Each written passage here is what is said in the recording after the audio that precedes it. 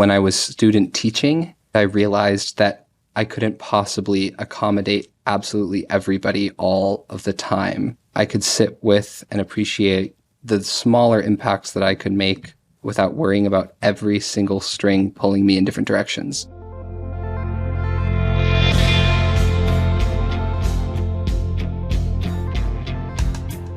From the Understood Podcast Network, this is ADHD Aha, a podcast where people share the moment when it finally clicked that they, or someone they know, has ADHD. My name is Laura Key. I'm the editorial director here at Understood. And as someone who's had my own ADHD aha moment, I'll be your host. Oh my goodness, Henry Lang, I'm so excited to be talking with you today. Henry Lang, high school English teacher located in Vermont, and also formerly a writer and content creator for understood.org. Welcome to the show, Henry. Thank you for having me, Laura. Very excited to be here. I'm excited to be here with you too, and I just have to say it both for you and for our listeners that I might sound a little weird. I am getting over a cold, so my voice is like extra deep and a little bit raspy. So I just needed to say that out loud. I know that our listeners can't see, but you are at the school where you teach. Is that right? I am. I'm here at school. I have a learning environment set up with lots of different seating arrangements that you can't see right now, but rocking chairs specifically for students with ADHD, wheelie chairs, big armchairs. Oh my gosh, I want one of those right now. I feel so fidgety in my podcasting chair right now.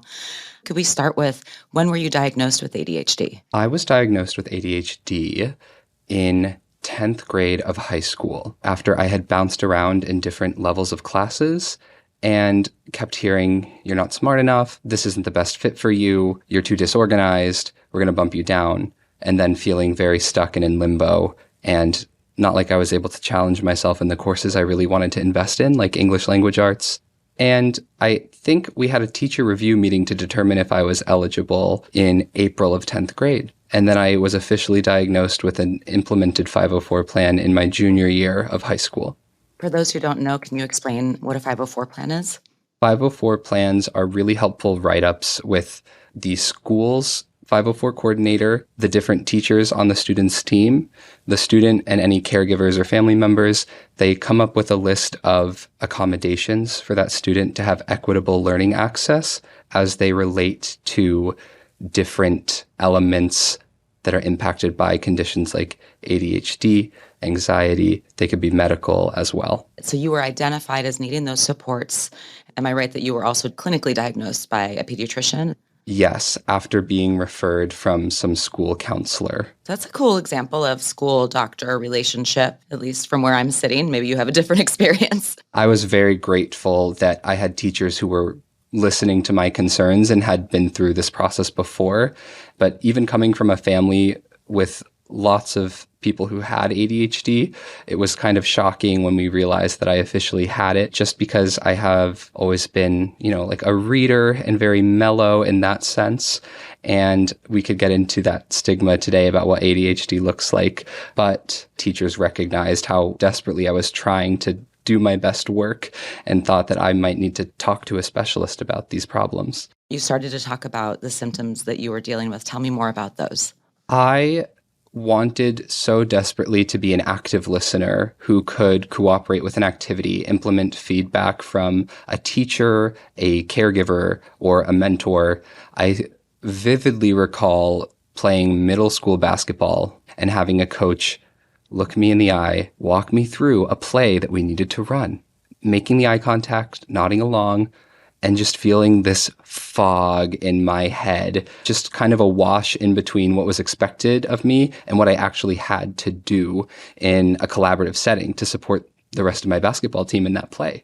I've been perusing some of the content that you did for understood.org. I'll include one video in particular in the show notes when this episode goes up. You're such a creative person, and I can imagine you as a young person just like diving in with so much creativity into anything you do. I think I remember in one of your videos that you put together that you talked about having no filter. Can you tell me a little bit about that? You're nodding. You know what I'm talking about. Yes. I have learned to have a much better filter as an educator now, but I think that in a lot of collaborative settings, it can be hard to resist that ADHD rush of excitement to contribute to the conversation because I'm a more extroverted person, and a thought will zip into your head, my head, I should say. And it's like Times Square billboards, like, yes, yes, yes, right now, spit it out. And I have to remember that my picture of Times Square billboards flashing looks entirely different from the rest of the conversation, because I think that I get excited when we're telling jokes and sharing ideas, and sometimes I get a little carried away when all you need is a little side ad on a bus to keep the comparison going, or a little flyer being handed out at the corner. We don't need a gigantic flashing screen with different caricatures displayed advertising a product. Does that make sense? Another amazing, very easy to visualize analogy. I appreciate that.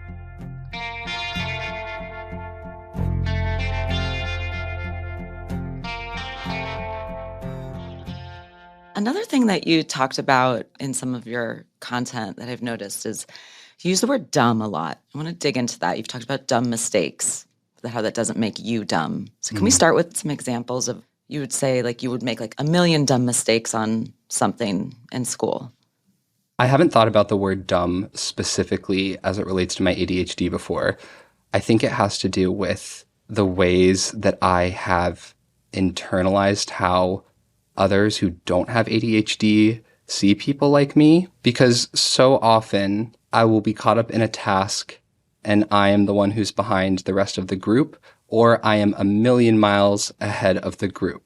I think that in my own diagnosis as well, I had this frustrating situation where my mother, I will say, felt terrible after we learned that I did in fact have ADHD, but she just had it in her head. I remember her saying the antithesis constantly, like, he's too smart. He loves to read. He's not dumb. And I think my mother also may have ADHD. She revealed in saying something like that this deficit thinking about folks with ADHD. I'm trying to think how I can describe, when you ask about dumb, Laura, do you mean just for myself specifically why I use that word? I think it's twofold. I'm curious about, number one, just practically speaking, the kinds of things that you might refer to as, like, I just made all these dumb mistakes that were related to ADHD, using that as a mechanism to help explain how ADHD symptoms can manifest. But then exactly what you're talking about, this word dumb, the dumb mistakes, and this perception, this deficiency perception, and that your mom was clearly like harboring a little bit too, and that's not uncommon among many people. There's a thought that, if you have ADHD, then you're less intelligent in some way, which we know that brain science tells us that is not the case. I'm replaying a couple of things you said in my head just to make sure I get the train of thought back. It was, okay, it may be lost. Would you mind asking I don't mind at all, and I really question? enjoyed just now watching you replay it back in your head. It was very reassuring to me, because that's the kind of thing that I do very often, honestly. That makes me feel better. And how about this for a connective tissue? That's when I do that kind of thing, it makes me feel like I'm dumb. Like when I have to stop and say, wait, I was following all of that, and I feel like I have the answer to all of that, but now too much time has passed, and you kept talking, and I lost the thread. Can you repeat it for me? And Exactly. I used to feel really, I still do, and it depends on the environment, but I used to feel really ridiculous and dumb when I would ask somebody that. So the dumb mistakes, let's start there. You might not remember exactly what you were talking about in this piece of content that I'm referencing, but like, give me an example of those mistakes. Everything's coming together. I think that part of the challenge I was struggling to name earlier is that dumbness as a descriptor is sort of a dodge of a question. And I think that when I throw myself under the bus saying dumb, what I really mean is I don't want to acknowledge that I struggle tremendously to filter things down, or I don't want to reflect on how I am disrupting this environment right now. And I'm just going to call myself dumb because I've seen people rehearse and do that before. And right now, I think, we are recording a podcast and I don't want to make noise moving things around on the table. And here I am thinking, wow, maybe I could just advocate for a pause while I find a way to discreetly jot notes to myself, because that's something I do regularly. One of my favorite teaching strategies is put your finger on your nose when you know and wait, so that those of us who just need a little extra time can get there too. So I'm going to put my finger I on my love nose for 30 seconds sing. and think of some good examples that are worth amplifying for our listeners. All right, I'm ready to move forward. What is it about constantly driving around in the car with the gas light on or the tire pressure low? I said, I've got plenty of time, 60 miles on the gallon, or 40 miles to go, 30 miles to go. And then all of a sudden you're late. One time I was trying to drive back to my summer camp as a counselor in training, and I knew that I didn't want to be late to our morning attendance because then I could lose days off time, the way the director of the camp put it.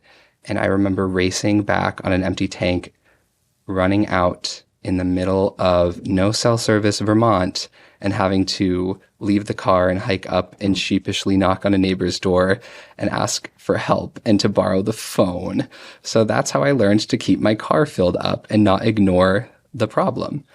I always find it interesting that the things that we brush off as dumb ADHD shit, pardon my French there, they're actually important things. They're things that matter. You know what I mean? It's important that you don't run out of gas. And I'm not saying this to make you feel bad. I'm saying this as a means to say people with ADHD deserve support too. And then in an even bigger scale, I feel like that dumb thing, that's just a dumb thing. That doesn't matter that they were late or whatever. Maybe it matters to me, or maybe it matters to you. And then somehow that word dumb just gets conflated into well, people with ADHD are dumb. And it just pisses me off. And so I think that sometimes when we get down into the granular, it can help to shed light on what's real and what's all the crap that people are saying. And let's not put up with that. Totally. Especially because there's irony in how I think, at least, of, the word dumb. Am I implying that I'm just not engaging in any cognitive work and I have nothing going on in my brain right now and I'm just sitting there? No, because people with ADHD like me, I know, are constantly in touch with that inner voice, cycling. And I've heard some of your guests on the show talk about the laziness and ADHD myth. It's important to interrogate ways that we self-deprecate ourselves, because I think that they are very revealing. As you've pointed out, those little things add up over time.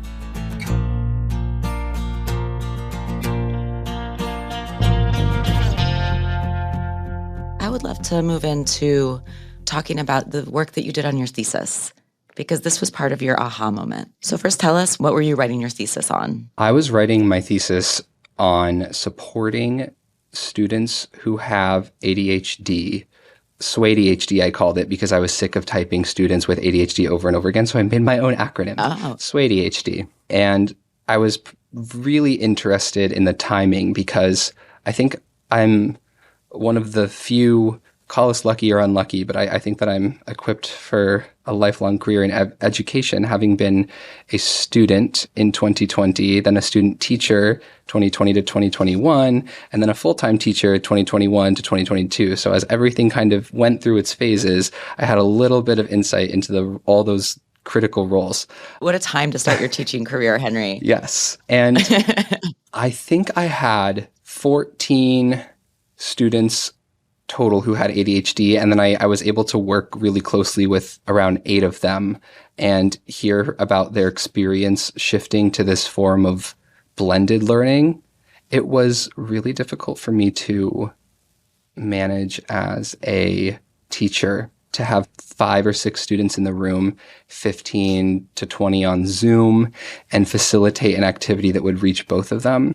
I was very impressed with the ways that my students carried themselves through that experience, especially the ones who had ADHD, because they didn't have the school resources supporting them at home, and to be kind of thrust in, especially I had one who was a recent diagnosis that was a 10th grader, which sort of aligned with my own timeline as a high school student. Mm-hmm. And I don't know how I would have learned those self-advocacy skills and ways to really quickly learn like what it means to manage ADHD before I go into the workforce or go into higher ed without being in the building. And one theme that emerged when I was working with students who had ADHD was that they felt so much more empowered to do their work when they were surrounded by at least another peer in their situation, or they had family support from adults in their lives who had ADHD and told funny stories to make them feel better about their dumb moments, to use that word again. Although maybe it's damaging to do so and I should change that habit. But just hearing directly from students through that time made me think more about to what extent do I have an obligation to maintain strict confidentiality as required by law and some students' interests? And to what extent am I responsible for building rapport between students who share struggles with ADHD? It's such a difficult balance as a teacher. And at least here, I've found ways to be more discreet about offering strategies through like a universal design for learning focus, or more movement-based exercises, more hands-on learning, as I hear from a lot of parents who are requesting or advocating for their students. How was that an aha for you? I would describe my aha moment with teaching as finding ways to get comfortable disrupting learning by avoiding disruption. And what I mean by that is that when I am in a room full of people who don't have ADHD, I need to know which strategies work for me that keep me from getting to a disruptive point, whether I'm disrupting the room with an unrelated thought or jumping too quickly ahead or pitching some other strategy. What can I do that might seem disruptive since I'm the only one engaging in that activity, but I know will help me focus on bringing my most focused and engaging and worthwhile contributions to that space. I found the way that you described it really interesting, that you were, tell me if I have this right, Henry, finding ways to get comfortable by figuring out how you might be disruptive. Yes. And then how can you avoid being disruptive? Yes, absolutely. That's a lot of pressure to put on yourself, don't you think? Now that I think about it, yes. Wow. I'm not trying to do a gotcha or anything. But what I'm talking about is kind of like a personal gotcha that I'm almost policing myself on. So I appreciate you bringing this to my attention. Was your aha that you needed to do this? Or was your aha that you needed to be kinder to yourself and not do that and not worry about the other people in the room who don't have ADHD? I think it aligns more with the latter, what you just said. Because if I don't give myself room to grow and appreciate what I'm naturally bringing to the table, then every time I go to serve an idea, I'm going to look down at the plate and think, oh, that could have been better. Like, I don't want to be the cook in the kitchen who is a constant self-critic and, you know, like a 4-star out of 5-star review is a failure. And I think that in moments where I do try to over prepare or overly follow steps, I'm struggling to think of a word, like it's okay to just kind of perambulate through the demands of my personal life and my job without trying to use and anticipate a toolkit for success. And I think part of that like educator mindset that I'm so ingrained to is knowing that this population of students I've worked with who have ADHD have really been like left out of a lot of conversations as schools try to like catch up in what they're doing. And so I think that sometimes I risk putting forward too many like strategies, as opposed to saying, all right, I'm going to reflect on something that didn't go as well, and then just try to be more mindful next time and just be a human being first and not always constantly like I'm the ADHD human, or I'm a human who has ADHD and this is what I've done. Just exist and breathe, to put it simply. Well, you're trying to give your students the opportunity to just exist and breathe by doing that heavy work for them, like doing universal design for learning, thinking about ways that work best for their brain, figuring out what are you legally allowed to do in terms of buddying kids up and whatnot. So you're doing all that hard thinking for your students. And it's almost, I wonder if maybe the feeling is like, you don't want to have to do that hard thinking for yourself in your own life constantly because it's just so exhausting. Ding, ding, ding. I think you nailed it, Laura. You touched your nose. I did. Wow. Yes.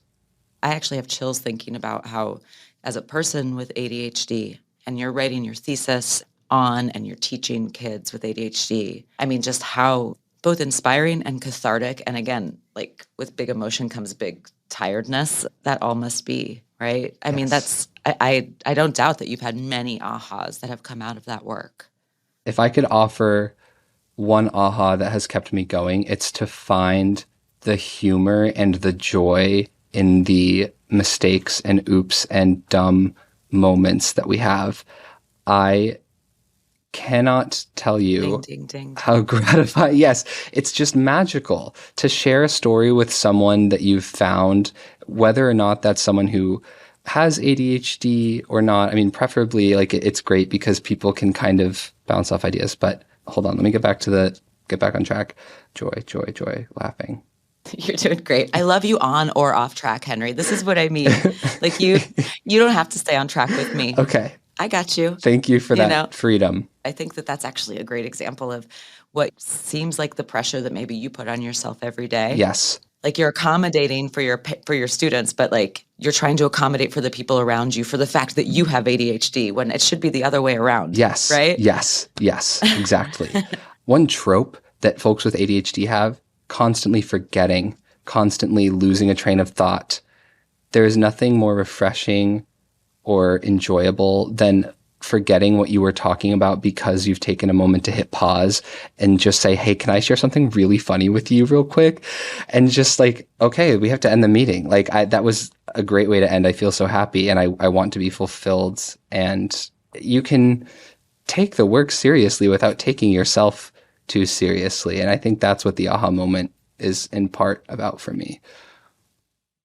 I think this is really the first year in my personal life, work life, family life, where I have found the confidence to say no to projects and politely distance myself from any collaborators that I don't think work well with my style, and to instead look at what I have, the assets that do fill me with joy and who see creative potential in me and value the unique skills that I do bring as someone with ADHD. I think that finding that strength to really set myself up for success by not thinking about success and just focusing on how I can be myself, as cliche as it sounds, find those people, do everything you can with them and appreciate them, show your love for them, and that love will come back to you.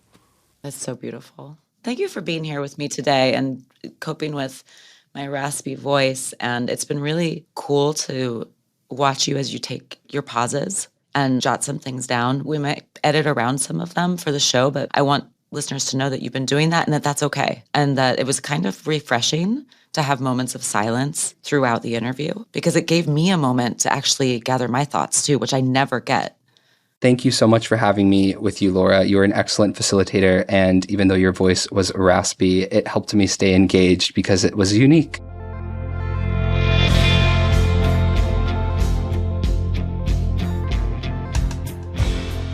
You've been listening to ADHD Aha from the Understood Podcast Network. If you want to share your own aha moment, email us at adhdaha@understood.org. I'd love to hear from you. If you want to learn more about the topics we covered today, check out the show notes for this episode. We include more resources as well as links to anything we mentioned in the episode. Understood is a nonprofit organization dedicated to helping people who learn and think differently discover their potential and thrive. We have no affiliation with pharmaceutical companies.